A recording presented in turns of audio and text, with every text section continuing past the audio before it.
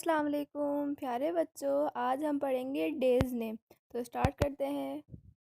Sunday, Monday, Tuesday, Wednesday, Thursday, Friday, Saturday. SUNDAY Sunday. MONDAY Monday. TUESDAY Tuesday. WEDNESDAY Wednesday. THURSDAY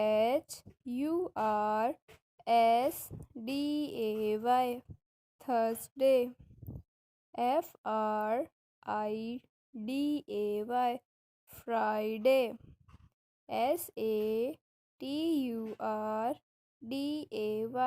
Saturday. Sunday, Monday, Tuesday, Wednesday, Thursday, Friday, Saturday.